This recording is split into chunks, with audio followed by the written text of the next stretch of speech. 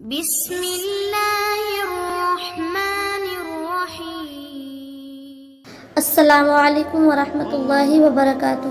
حضرت سیدنا عثمان غنی رضی اللہ تعالی عنہ کی شہادت کے بعد حضرت سیدنا علی مرتضیٰ رضی اللہ تعالی عنہ خلیفہ منتخب ہوئے۔ آپ رضی اللہ تعالی عنہ کے دور میں بے شمار فتنوں نے سر ابھارا۔ ام المومنین حضرت سیدہ عائشہ صدیقہ رضی اللہ تعالی عنہا کے ساتھ جنگ جمل کا واقعہ پیش آیا۔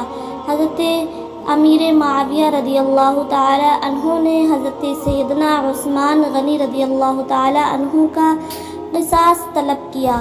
اس دوران جب جنگ کا خطرہ لاحق ہوا تو حضرت سیدنا امام حسن رضی اللہ تعالی عنہ نے جنگ بندی کروائی۔ ماہ رمضان 40 ہجری میں ایک خارجی نے حضرت سیدنا علی مرتضیٰ رضی اللہ تعالی عنہ پر قاتلانہ حملہ کر دیا۔ زخمی ہونے کے بعد 3 دن تک آپ رضی اللہ تعالی عنہ زندہ رہے۔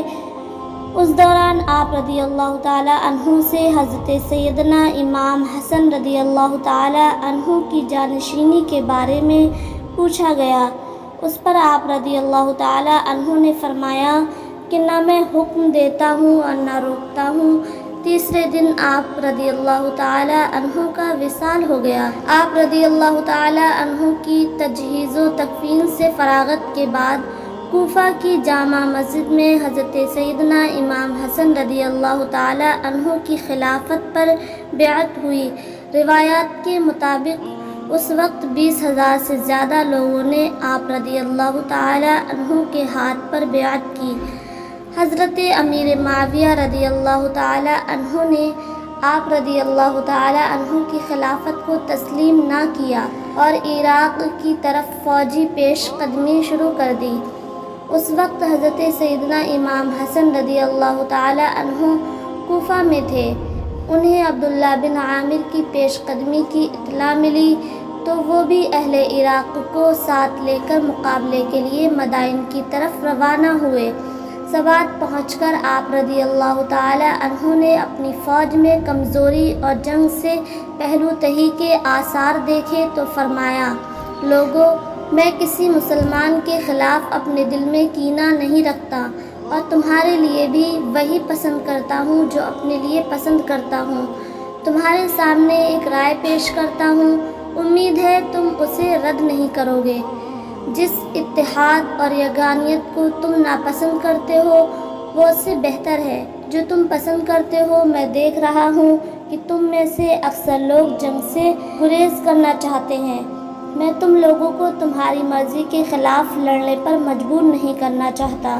حضرت سیدنا امام حسن رضی اللہ تعالی عنہ کی تقریر سن کر وہ لوگ جو حضرت امیر معاویہ رضی اللہ تعالی عنہ کے شدید مخالف تھے اور ان سے لڑنا فرض عین سمجھتے تھے وہ برہم ہو گئے۔ انہوں نے حضرت سیدنا امام حسن رضی اللہ تعالی عنہ کی تحقیر کی اور انہیں گھیر لیا۔ ربیعہ اور ہمدان کے قبیلوں نے ان لوگوں کو پیچھے ہٹایا اور حضرت سیدنا امام حسن رضی اللہ تعالی عنہ گھوڑے پر سوار ہو کر مدائن کی طرف روانہ ہو گئے۔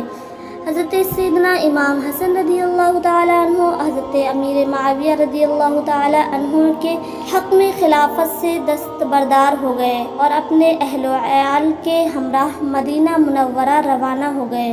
یوں حضور نبی کریم صلی اللہ تعالی علیہ وسلم کا فرمان کہ میرا یہ بیٹا مسلمانوں کے 2 گروہوں میں صلح کا باعث بنے گا پوری ہو گئی۔ حضرت سیدنا امام حسن رضی اللہ تعالی عنہ نے مدینہ منورہ پہنچنے کے بعد سیاسی امور سے علیحدگی اختیار کی اور پھر کسی سیاسی معاملے میں مداخلت نہ فرمائی۔ میرے پیارے ویورز، اگر میری ویڈیو پسند آئی ہو تو میری ویڈیو کو لائک اینڈ شیئر کریں، میرے چینل کو سبسکرائب کریں۔ السلام علیکم ورحمۃ اللہ وبرکاتہ۔